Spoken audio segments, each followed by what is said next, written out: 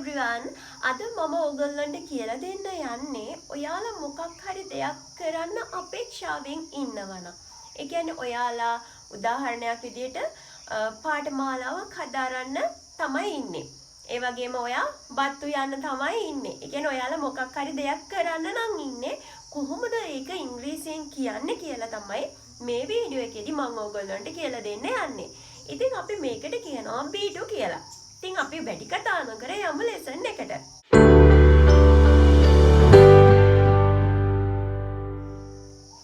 හරි. මේ B2 කියන කෙනා ඇතුලේ හැංගිලා ඉන්නේ අපි කවුරුත් දන්න සුපුරුදු B verbs ටික am, is, are. ඒ කියන්නේ අපි මොකක් හරි දෙයක් කරන්නයි ඉන්නේ කියද්දී අපි පාවිච්චි කරන්නේ am to, is to, are to කියලා. හොඳයි. මේකෙදි වාක්‍ය ගොඩනගා ගද්දී අපි මුලින්ම කියන්න ඕනේ subject එක. ඒ කියන්නේ කවුද මේ දේ කරන්න ඉන්නේ කියලා. දෙවෙනියට අපි අනිවාර්යයෙන්ම be verb එකත් එක්ක to භාවිතා කරන්න ඕනේ. අපි කරන්න ඉන්න කෙනා, ඒ කියන්නේ යම්කිසි දෙයක් කරන්න ඉන්න කෙනා I නම් අපි I සමග භාවිතා කරන්නේ am. කරන්න ඉන්න කෙනා, ඒ කියන්නේ යම්කිසි දෙයක් කරන්න ඉන්න පුද්ගලයා ඒක වචනයක් නම් අපි පාවිච්චි කරන්නේ is කියන be verb එක. යම් කිසි දෙයක් සිදු කරන්න ඉන්න පුද්ගලයා බහුවචන නම් අපි පාවිච්චි කරන්නේ ආ කියන be verb එක. ඊට පස්සේ අනිවාර්යයෙන්ම අපි to දාලා තමයි verb එක ලියන්න ඕනේ. එහෙම නැත්නම් verb එක කියන්න ඕනේ.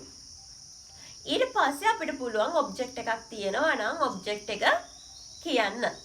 හරි. අපි බලමු උදාහරණ කිහිපයක්. මම පාඨමාලාවක් හදාරන්නයි ඉන්නේ. හොඳයි.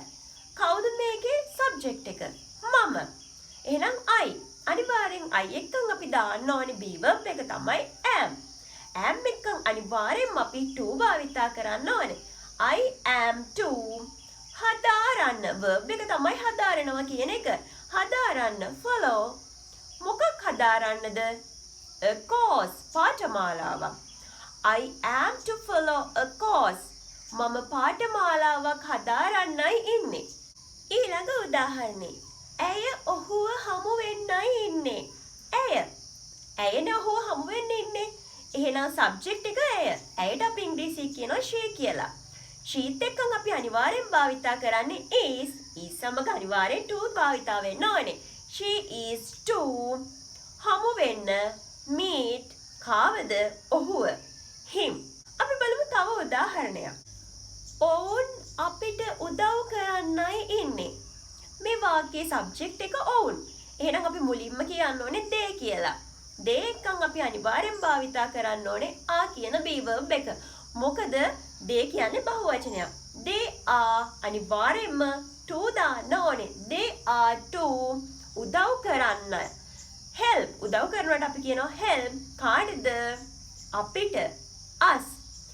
they are to help us. ඕන් අපිට උදව් කරන්නයි ඉන්නේ.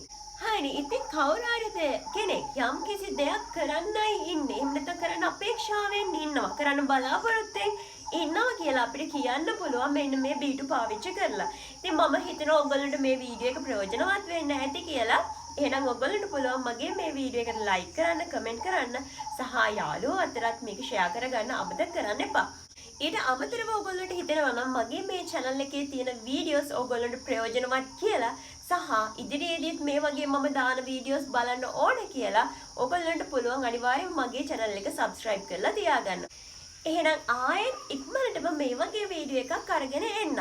හැමෝම පරිස්සමින් ඉන්න. Have a great day.